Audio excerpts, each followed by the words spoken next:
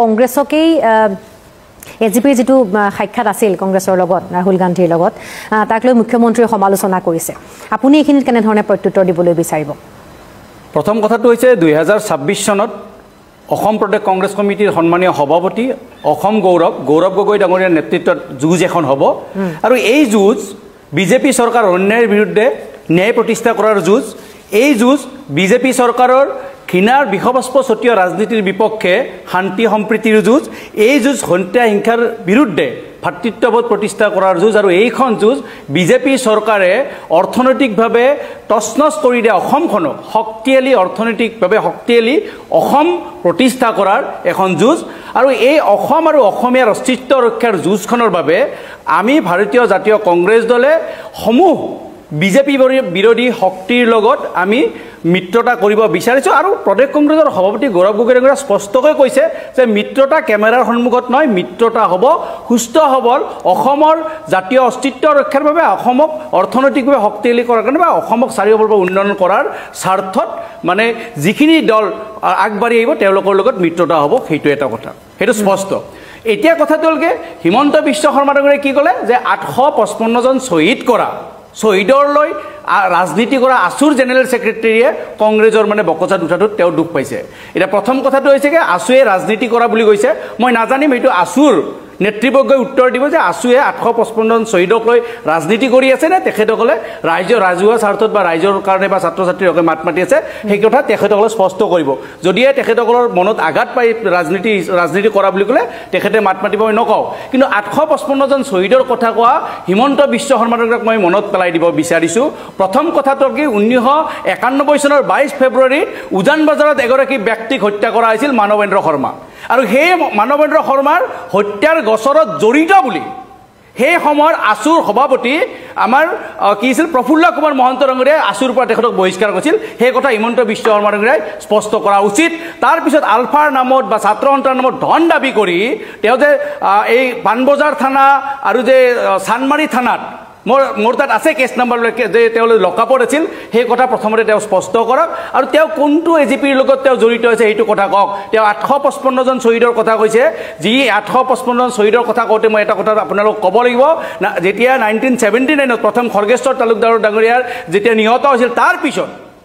80 চনত কিন্তু সেই সময়ৰ প্ৰধানমন্ত্ৰী ইন্দিৰা গান্ধী ডাঙৰীয়া অসমত আহিছিল অসমত আহি নিবাৰণ বৰা মানে সেই সময়ত যিবোৰ আন্দোলনৰ নেতাসকল আছিল নিবাৰণ বৰা বা এনেকৈ প্ৰমুখসকলে কেইগৰাকী নেতাৰ লগত বহিছিল আৰু বহি 1966 মানে অসম চুক্তিৰ মানে কাটঅফ ইয়াৰ হিচাপে লৈ পেলাই এখন চুক্তি কৰিব বিচাৰিছিল কিন্তু সেই সময়ত আসুৰ নেতৃত্ব এতিয়া যিবিলাক বাগা যেতিয়া মন্ত্ৰী হৈ আছে এতিয়া যে বিজেপিৰ মানে বকচাত যিবিলাক মন্ত্ৰী হৈ আছে সেইবিলাকতে তেখেতসকলৰ তেতিয়া বয়স হোৱা নাছিল আৰু বয়স নোহোৱাৰ কাৰণে আসুৰ নেতৃত্ববিলাক তেওঁলোকে আন্দোলন দীঘলীয়া কৰি লৈ গৈছিল 85 লৈকে সেই কথা আপুনি চাব পাৰে যেতিয়া 85ত যিখিনি এজিপিৰ ইলেকশ্যন খেলিছিল বেছিভাগ নিৰ্বাচন খেলা ব্যক্তিসকলৰ এতিয়াও এফিডেভিট আপুনি চাই ল'ব পাৰে বয়স বঢ়াই লোৱা বয়স কমাই লোৱা এইবিলাক কথা আছে সেই কথা দ্বিতীয় কথাটো হৈছে তেওঁ 855 জন শহীদৰ কথা কৈছে কিন্তু সেই এজিপিয়ে সময়ত চেণ্ট্ৰেলত বিজেপি আছিল সেই সময়ত যে 10,000তকৈ বেছি গুপ্ত হত্যা কৰি যে অসমীয়া ডেকাৰ কেঁচা তেজৰ লগত খেলিছিল সেই কথা হিমন্ত বিশ্ব শৰ্মাই স্পষ্ট কৰিবলৈ শেষত আৰু এটা কথা ক'ব লাগিব তেওঁ জাতীয়তাবাদীৰ কথা কয় যে লুৰিণজ্যোতি গগৈ ডাঙৰীয়াক তেওঁ আঙুলিয়াই জাতীয়তাবাদীৰ কথা কয় যেতিয়া কা বিৰোধী আন্দোলন চলিছিল এইগৰাকী হিমন্ত বিশ্বৰ একেদিনে দিল্লীত গৈ অনা অসমীয়া এগৰাকী পুলিচ বিষয়াক মোতায়েন কৰি 5 গৰাকীকৈ অসমীয়া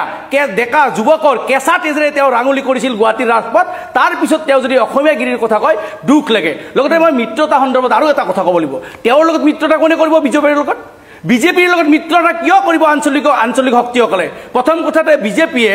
সম্পূৰ্ণৰূপে জাতীয়তাবাদ ধ্বংস কৰিছে এপিএছচিত এখন অসমীয়াৰ পেপাৰ আছিল সেইখন পেপাৰ নোহোৱা কৰিছে যাতে বহিৰাগত সেই এপিএছচি দিব পাৰে ঠিকাদাৰ বা সংস্থাপনৰ ক্ষেত্ৰত যিখিনি অলপ মানে ৰিজাৰ্ভেশ্যনৰ ক্ষেত্ৰত অসমীয়া থলুৱাৰ বাবে যিখিনি ৰিজাৰ্ভেশ্যন আছিল সৰু অসমীয়া পেপাৰৰ যিটো এটা টেকনিকেল ৰিজাৰ্ভেশ্যন আছিল সেইবিলাক গোটেই উফৰাই বহিৰাগত ব্যৱসায়িক বহিৰাগত লোকসকলক সংস্থাপন দিয়াৰ কাৰণে তেওঁ ব্যৱস্থা কৰিছিলে আৰু লগতে লাষ্ট মেইন পইণ্টটো কি জানে যিকেইটাই মিত্ৰতা কৰিছে এজিপি সম্পূৰ্ণৰূপে অজগৰৰ দৰে গিলি পেলাইছে হিমন্ত বিশ্ব শৰ্মাৰ পকেটত আছে তেওঁ যি কয় সেই হয় গণশক্তি আপুনি জানে গণশক্তি বুলি এতিয়া কোনো ধৰণৰ ৰাজনৈতিক মানে দল নাই বুলি আমি ক'ব পাৰো তাৰ পিছত আপুনি বিপিয়া ফেক কৰি পেলালে এতিয়া ইউপিপি লগত লাঠ মাৰিছে কোনো এটা আঞ্চলিক শক্তিয়ে যে এইবাৰ যে বিজেপিৰ লগত লগ নালাগে সেই কথা তেওঁলোকৰ কৰ্মকাণ্ডে প্ৰকাশ কৰি দিছে প্ৰথম কথাটো হ'ল কি ভোট চুৰি আমি বিৰোধিতা কৰিছোঁ ভোট চুৰিৰ আৰু ভোট চুৰিৰ বিৰোধিতা কৰাৰ লগে লগে অকল আপুনি যদি যায় এই যিটো ভোট চুৰিৰ কথা কৈ যিগৰাকী ব্যক্তিয়ে প্ৰেছ মিট দিছে সেইগৰাকী কিন্তু সাধাৰণ ব্যক্তি নহয় এৰাগেৰা নতু ঘেৰা নহয় সেইগৰাকী হৈছে মানে সংসদৰ বিৰোধী দলৰ দলপতি তো বিৰোধী দলৰ দলপতি আমাৰ নেতা ৰাহুল গান্ধী ডাঙৰীয়াই তথ্য সহকাৰে কৈছে তেখেতে ঘৰৰ পৰা আনি কোনো তথ্য দিয়া নাই এই তথ্য ইলেকশ্যনৰ কমিশ্যনৰ ৱেবছাইটৰ পৰা উলিয়াই দিছে আৰু সেই সমষ্টিটোৰ নাম আপোনালোকে গম পাইছে ইতিমধ্যে সকলোৰে মুখে মুখে হৈ গৈছে সমষ্টিটো আৰু এই সমষ্টিটো আছিল 177 নম্বৰ মহাদেৱপুৰা সমষ্টি আৰু এই মহাদেৱপুৰা সমষ্টিতে কেনেকুৱা হৈছে 1,02,050টা ভোট চুৰি হৈছে মানে ভোট বেছিকৈ পৰিছে বুলি আমি যিটো দাবী কৰিছোঁ কেনেকৈ কৰিছে মই গোটেই আমাৰ তথ্য আকাৰে লৈ আহিছোঁ তথ্য আকাৰে এইকাৰণে লৈছোঁ নহ'লে ভাবিব যে মানুহে এনে কৈ থকা বুলি আহিব ইয়াতে যে ফেক এড্ৰেছ মানে ভুৱা এড্ৰেছ কৰি 40,009টা ভোট তাৰপিছত যদি আপুনি চাই এটা এড্ৰেছতে 10,452 গৰাকী ভোটাৰ্ছ তাৰ পিছত যদি আপুনি ইনভেলিড ফটোজ যিবিলাক ভুৱা ফটো দি পেলাই কৰিছে এইটো হৈছে 4,132টা আৰু লগত আপুনি যদি আৰু চাই এইফালে যিখন ফৰ্ম 6 নতুন ভোটাৰ তাৰে নম্বৰত আৰু মানে ভুৱাকৈ ভোট উঠাইছে 33,692 মানে প্ৰায় 80 বছৰীয়া 90 বছৰীয়া বিদ্যাগৰাকীয়ে মানে প্ৰথম মানে ফাৰ্ষ্ট টাইম ভোট দিছে তাৰে ভিতৰত মই কেইটামান উদাহৰণ দিছোঁ একোটা ভোটাৰে প্ৰায় মানে চাৰিটাকৈ ঠাইতো ভোট দিয়া আছে তাৰে ভিতৰত মই এটা উদাহৰণ নিশ্চয় দিব লাগিব ইয়াতে চাওক এটা নামটো মই কৈ দিছোঁ তেখেতৰ নামটো হৈছে শকুন ৰাণী এই শকুন ৰাণী বোলা এগৰাকী বৃদ্ধা ইয়াত দিছে তেখেতৰ বয়স 70 বছৰ তেখেতৰ এটা বুথ নম্বৰ আছে 1042 নম্বৰ বুথ এটা বুথ আছে তেখেতৰ 1200 বুথ আৰু এটা আছে 1228 নম্বৰ বুথ মানে তিনিটা বুথত তেখেতৰ আছে তেনেকৈ এগৰাকী ব্যক্তিৰ চাৰিটা বুথতো মানে ভোট আছে তেনেকৈ এটা 80টা ফ্লেট থকা এটা এপাৰ্টমেণ্টত 7,000 ভোট আছে আৰু মাত্ৰ এটা ফ্লেটত 3 BHK এটা ফ্লেটত প্ৰায় 80টা ভোট আছে তো তেনেকুৱাকৈ ভোট ইলেকশ্যন কমিশ্যনৰ ৱেবছাইটত তথ্য মতে মানে ৰাহুল গান্ধী ডাঙৰীয়াই তথ্য আপোনালোকৰ মাজত দাঙি ধৰিছে সেইকাৰণে কৈছে যে ভোট চুৰিৰ আমি বিৰোধিতা কৰিছোঁ এনে আমি কোনো ধৰণৰ মানে ধৰক এনে কোৱা কথা নহয় বা বিৰোধীয়ে বিৰোধ কৰিবলগীয়া বুলি যিটো কৈছে যে বিৰোধীয়ে বিৰোধ কৰিব লাগে কাৰণে কৈছে নেকি আমি কিন্তু ইলেকশ্যন কমিশ্যনৰ ৱেবছাইটত তথ্য সহকাৰে মানে আমি এইটো কথা কৈছোঁ এটা কথাটো হ'ল কি অসমৰ ক্ষেত্ৰত যদি আমি চাব যাওঁ স্পেচিয়েল ইণ্টেনচিভ ৰিভিজনৰ ক্ষেত্ৰত আমি কিয় মানে হিমন্ত বিশ্ব শৰ্মা ডাঙৰীয়াৰ কথাত আমি কিয় বিৰোধিতা কৰোঁ সেইটো সকলোৱে গম পাইছে যে এইগৰাকী ব্যক্তিয়ে জাতি মাটি ভেটি ৰক্ষা কৰাৰ নামত অসমবাসীৰ পৰা ভোট লৈ তেখেতে নিজৰ পত্নীৰ মানে মাটি আৰু ভেটি সংৰক্ষিত কৰিলে তেওঁৰ সাংগপাংগ মন্ত্ৰী জয়ন্ত মল্ল বৰুৱাৰ পত্নীৰ মাটি আৰু ভেটি সংৰক্ষিত কৰিলে বা তেওঁৰ সংগপাংগ যিবিলাক মন্ত্ৰী আছে বা কিছুমান ঠিকাদাৰ আছে তেখেতসকলৰ কিন্তু ভেটিটো মজবুত কৰিলে আৰু অসমখনক কমপ্লিটলি অসমৰ জাতি মাটি ভেটি মানে শেষ কৰি পেলালে তাৰ উদাহৰণস্বৰূপে আমি এনে ক'লে মই বুজি পাইছোঁ সেইখিনি অভিযোগ ঠিকে আছে এইবোৰ অভিযোগ আপোনালোকে প্ৰায় অনুষ্ঠানতে কৰে মই তাত সেইখিনি নতুনত্ব নাই কিন্তু SIR প্ৰসংগত অসমৰ বিষয়টো মই ৰাজদীপ দা অসমৰ ক্ষেত্ৰত মই তিনিটা প্ৰমাণ লৈ আহিছোঁ কিয়নো বিগত সময়ছোৱাত ইলেকশ্যন কমিশ্যনাৰৰ ক্ষেত্ৰত আমাৰ যিখিনি আখোৱা আছিলে আখোৱা লৈ আমি আপুনি এগৰাকী বক্তাই আমাক কৈছে বৰ ধুনীয়াকৈ যে আমি ফাৰ্ষ্ট টাইম বা সেকেন্ড টাইম আমি আপিল কৰিলে এইটো সংশোধন কৰিব পাৰোঁ কিন্তু আমি বাৰে ইলেকশ্যন কমিশ্যনৰ আমি কমপ্লেইন কৰি কিন্তু কৰিব নোৱাৰিলোঁ মই মাত্ৰ তিনিটা উদাহৰণ গুৱাহাটী মিউনিচিপেল ইলেকশ্যনৰ আপুনি দেখিছে ডিলিমিটেশ্যনৰ ক্ষেত্ৰত এটা যদি 30 নম্বৰ ৱাৰ্ড যিটো আছে প্ৰায় আপুনি অনিল নগৰ যে গুৱাহাটীৰ যিটো আমাৰ ৰাজীৱ ভৱন থকা যিখিনি ঠাই ABC সেই ঠাইখিনিৰ মানে যিটো বুথ সেই মানে যিটো ৱাৰ্ড সেই ৱাৰ্ডটোৰ আছিল মাত্ৰ 5,600টা ভোট আকৌ হাতীগাঁৱৰ দৰে এটা মানে সমষ্টিত তাতে কিন্তু আছে প্ৰায় 32,000 ভোট এটা ৱাৰ্ডত মানে তেনেকুৱাকৈ মানে খামখেয়ালি কৰিছে যে য'ত সমান হ'ব লাগে তাত কিন্তু আচলতে ধৰক সমান মানে কি 1000-2000 কম বেছি হ'ব পাৰে কিন্তু যদি এটা মানে ইলেকশ্যন চলি আছে এখন মিউনিচিপালিটিতে এটা ঠাইত 5600 ভোট আৰু এটা ঠাইত যদি 30,000-32,000 ভোট হয় তেতিয়ালে নিশ্চয়কৈ তাত মানে বিৰোধিতা কৰিবলৈ থল আছে তাৰ পিছত আৰু মই নলবাৰীলৈ মই যেহেতু নলবাৰীত আছো নলবাৰীৰ এগৰাকী ব্যক্তি হিচাপে মই নিজে যেহেতু জানো প্ৰমাণ হিচাপে দিলো নলবাৰী মিউনিচিপাল ইলেকশ্যনৰ কথাটো ক'লো 1 নম্বৰ ৱাৰ্ডটো আপোনালোকে ইনভেষ্টিগেশ্যন কৰি চাব পাৰে 1 নম্বৰ ৱাৰ্ডটো প্ৰায় নলবাৰী টাউনৰ মানে আমি যদি এফালে গুৱাহাটীৰ ফালৰ পৰা গ'লে নলবাৰী টাউনত যদি প্ৰথমৰ পৰা সোমাই প্ৰথমতে 1 নম্বৰ ৱাৰ্ডটো পাব তো 1 নম্বৰ ৱাৰ্ডটো নলবাৰী টাউনত আৰম্ভ হৈছিল তো এতিয়া 1 নম্বৰ ৱাৰ্ডটোত ভোটাৰ্ছ কি কৰিছে জানে ৱাৰ্ডৰ টাউনৰ পৰা হে প্ৰথম খাটাবাৰী বুলি এটা অঞ্চল আছে সেই অঞ্চল যিখিনি আমাৰ আগতে পুৰণা ভাৰতীয় টকিজটো আছিল আপোনালোকে দেখিব জানে বহুতে সেই টকিজৰ সেইখিনি ঠাই 1 নম্বৰ ৱাৰ্ড আছিল সেই ৱাৰ্ডৰ পৰা সেইখিনি মানুহ আহি 3 কিলোমিটাৰ জানুপাৰৰ পইলা বুলি দুখন গাঁও আছে অকল মুছলমান নাই মুছলমানো আছে ব্ৰাহ্মণো আছে গণক মানুহ আছে গোটেইখিনি কৈছো এই জানুপাৰ বুলি অঞ্চল এটা 3 কিলোমিটাৰ জানুপাৰ পইলা 3 কিলোমিটাৰ অতিক্ৰম কৰি কৈৰাৰা বুলি এখন গাঁও এখন সোমাই দিছে য'ত 3 কিলোমিটাৰ মাজত এটা নদীও আছে কোনো ধৰণৰ সংযোগ নাই কেৱল মাত্ৰ তেওঁলোকৰ নিজৰ ভোটৰ আশাত মানে ভোটৰ অংক কৰি তাৰে মন্ত্ৰী জয়ন্ত মল্লপুৰৰ হয়তো হেঁচা প্ৰয়োগ কৰি ইলেকশ্যন কমিশ্যনৰ দ্বাৰা এই ডিলিমিটেশ্যন কৰিছে এইটো আপোনালোকে ডিলিমিটেশ্যনৰ প্ৰসংগটো নহয় ডিলিমিটেশ্যনৰ কথাটো আমি গম পাইছো সমষ্টি নহয় ইলেকশ্যন কমিশ্যনৰ কথা নহয় এছআইআৰ কথাটো সুধি আছো মই এছআইআৰ আমাৰ যেতিয়া বিশ্বাস নাথাকিব সকলোৱে কৈছে আমাৰ মানে নিৰ্বাচন আয়োগক আপোনালোকে সমূলি বিশ্বাস নকৰে লাষ্ট উদাহৰণ এটা দিছো মই ইলেকশ্যন কমিশ্যন ডিলিমিটেশ্যন আৰু এটা উদাহৰণ আছে নলবাৰী সমষ্টিৰ পৰা এটা অঞ্চল কাটি গৈছে যে আলিয়া বুলি এটা অঞ্চল কাটি গৈছে কাটি গৈ ক'ত সোমাইছে যে তামুলপুৰ সমষ্টিত এটা তামুলপুৰ সমষ্টি হৈছে এসটি সমষ্টি যদি এসটি সমষ্টি হয় যদি এসটি সমষ্টিত বেলেগ সমষ্টিৰ পৰা যদি মানুহ সোমাব লগা হয় ভোটাৰ সোমাব লগা হয় ডেফিনেটলি এটা নিয়ম থাকে ইলেকশ্যন কমিশ্যন যে অকল এসটি মানুহকে সোমাব পাৰে না আপোনালোকৰ পোনপটীয়া কথাটো হ'ল সাৰ মৰ্মটো মই যেটো বুজি পাইছো না না না এক মিনিট অকল আপোনাকে দি থাকিলেতো নহব এক মিনিট মই আহিম আপোনাক আকৌ সুযোগ দিম মোৰ কথাটো হ'ল আপুনি আকৌ ক'ব পৰৱৰ্তী সময়ত মই বাকি সকলৰ মতামত ল'ব খুজিছো বিজেপিৰ মতে যেতিয়া সহযোগ না গতিকে আপোনালোকে বিৰোধিতা কৰিবই নিৰ্বাচন আয়োগে যি কৰে বিৰোধিতাই থাকিব নহয় নিৰ্বাচন আয়োগে যি কৰে নহয় নিৰ্বাচন আয়োগে যি ভুল কৰে তাৰ বিৰোধিতা আমি 100% কৰি এছআইআৰৰ ক্ষেত্ৰত ভুল হৈছে এছআইআৰৰ ক্ষেত্ৰত ভুল অসমৰ ক্ষেত্ৰতো ভুল হ'ব এছআইআৰৰ ক্ষেত্ৰত সেইটো আপোনালোকে আশংকা কৰে যে কি নহওক ঠিক আছে কিন্তু এছআইআৰ হোৱাটো বিচাৰে নে নিবিচাৰে আপোনালোকে নহয় এছআইআৰ যদি শুদ্ধকৈ হয় আমাৰ ক'বলগীয়া নাই কিন্তু হিমন্ত বিশ্ব শৰ্মা ডাঙৰীয়াই আজি যেনেকৈ কথা কৈছে দমদালি মাৰি কথা তাত কিন্তু আমি গম পাইছো যে হিমন্ত বিশ্ব শৰ্মা ডাঙৰীয়াই ইয়াতো কিবা এখন যে ষড়যন্ত্ৰ ৰাজনৈতিক ষড়যন্ত্ৰ কৰি আছে এয়া কিন্তু মানে দেখিবলৈ পোৱা গৈছে ঠিক আছে মই হিমন্ত বিশ্ব শৰ্মা ডাঙৰীয়াই নিজক বচাবলৈ নিজৰ চকী বচাবলৈ নিজৰ ৰাজনৈতিক ভৱিষ্যত বচাবলৈ অসমখন ধ্বংস কৰাৰ শেষ গজালটো মাৰিলে এতিয়া তেওঁ প্ৰথমতে কৈছিল শৰাইঘাটৰ দ্বিতীয় ৰণ তাৰপিছত এতিয়া ক'ব গৈছে শেষ ৰণ আৰু এইবিলাক কৰি কৰি যে জাতি মাটি ভেটিৰ কথা কৈছিলে জাতি মাটি ভেটি বুলি কৈ অসমৰ খিলঞ্জীয়া ভূমিপুত্ৰৰ বা অসমৰ বা ভাৰতীয় যি নাগৰিকৰ এই ভূমিবিলাক তেওঁলোকে এতিয়া আম্বানী আদানীৰ হাতত গতাব বিচাৰিছে তেওঁলোকৰ এনেকুৱা এটা উদ্দেশ্য প্ৰথমতে জাতি মাটি ভেটি কথা ৰক্ষা কৰিবলৈ গৈ প্ৰথমতে নিজৰ পত্নীৰ নামত মানে মাটি ভেটি কৰি ল'লে নিজৰ হাংগু পাংগু যিবিলাক মন্ত্ৰী আছিল মন্ত্ৰী পীযুষ হাজৰিকাই হওক বা মন্ত্ৰী জয়ন্ত মল্লবৰুৱা হওক বা অশোক সিংঘাল হওক তেওঁলোকৰ পৰিয়ালৰ নামত কিন্তু চাৰিওফালে মানে মাটি কিনি শেষ কৰি পেলালে আৰু নিজৰ যিবিলাক ভেটি অৰ্থনৈতিক ভেটিবিলাক কিন্তু নিজৰ হাংগু পাংগু মন্ত্ৰী বা নিজৰ পৰিয়ালৰ পত্নীৰ কিন্তু ভেটি গঢ়ি ল'লে আৰু অসমীয়াৰ যে আচলতে ভেটি আছে সম্পূৰ্ণৰূপে শেষ কৰি পেলালে এতিয়া আপোনালোকে দেখিছে যে আম্বানী আদানীক মাটি গটোৱাৰ নামত উমৰাংচুত 9000 বিঘা কোকৰাঝাৰত প্ৰায় 3600 বিঘা এতিয়া অসমৰ চাৰিওফালে ভূমিপুত্ৰসকলৰ মাটিবিলাক মানে উচ্ছেদৰ নামত মাটিবিলাক এতিয়া মানে আম্বানী আদানীক দিয়াৰ কাৰণে তেওঁলোকে মানে উঠি পৰি লাগিছে বিগত সময়ত দেখিছে না চিৰিয়াখানাৰ গোটেই জন্তুবিলাক আম্বানী আদানীৰ হাতত দিলে এতিয়া বোলে চিৰিয়াখানাখনো পাৰিলে আম্বানীৰ পুতেকৰ নামত থাকিব আদানীৰ পুতেকৰ নামত পুতেকক 2000 বিঘা মাটি এয়াৰপোৰ্টৰ কাষত দিলে আদানীক এয়াৰপোৰ্টটো দিলে গোটেই মানে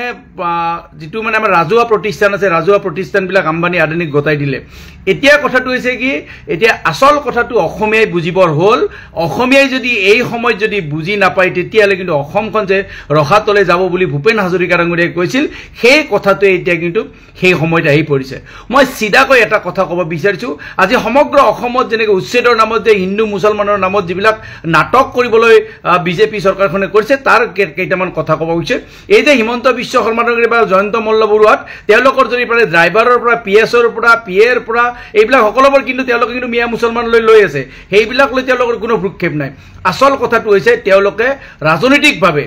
নিজৰ লাভৰ বাবে অসমীয়াৰ মাজত অসমবাসীৰ মাজত এক মানে হিন্দু মুছলমান এক সাম্প্ৰদায়িক সংঘৰ্ষ বা যিকোনো গোষ্ঠীগত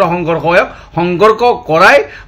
মানুহখিনিক ব্যস্ত ৰাখিব বিচাৰিছে আৰু ৰাজনৈতিকভাৱে লাভালাভ লোৱাৰ বাবে মানে চেষ্টা কৰি আছে মই চিধাকৈ হিমন্ত বিশ্ব শৰ্মা ডাঙৰীয়াক সুধিব বিচাৰিছোঁ যদি সঁচাকৈ যদি আপোনালোকে হিন্দু খতৰে মে হে বা আপোনালোকে যে হিন্দু মানে একেবাৰে বিপদত আছে বা অসমীয়া বিপদত আছে বুলি যদি ভাবিছে তেতিয়াহ'লে আপোনাৰ পুত্ৰ আপোনাৰ ছোৱালী বা আপোনাৰ যে সাংগু মন্ত্ৰীসকল আছে তেওঁলোকৰ ল'ৰা ছোৱালীক লগাই দিয়ক না কিয় অসমৰ মানে খাতি খোৱা সাধাৰণ ল'ৰা ছোৱালীবিলাকক আপুনি হাতত বন্দুক তুলি দিব বিচাৰিছে কিয় হাতত তেওঁলোকৰ মানে তৰোৱাল তুলি দিব বিচাৰিছে সেই কথা হিমন্ত বিশ্ব শৰ্মা ডাঙৰীয়াই ক'ব লাগিব আৰু সমগ্ৰ অসমবাসীয়েও বুজি উঠা উচিত অসমবাসীয়েও বুজিব লাগিব যে আপোনালোকে আমাৰ সাধাৰণ ৰাইজৰ ল'ৰা ছোৱালীৰ হাতত তেওঁলোকে বন্দুক উঠাই দিব বিচাৰিছে সাধাৰণ ল'ৰা ছোৱালীৰ হাতত তেওঁলোকে মানে তৰোৱাল উঠাই দিব বিচাৰিছে দা কুঠাৰ উঠাই দিব বিচাৰিছে এওঁলোকে সাধাৰণ ল'ৰা ছোৱালীবিলাক যুদ্ধ কৰি মৰি যাওক আৰু হিমন্ত বিশ্ব শৰ্মা ডাঙৰীয়াৰ ল'ৰা ছোৱালী বাহিৰত পৰিব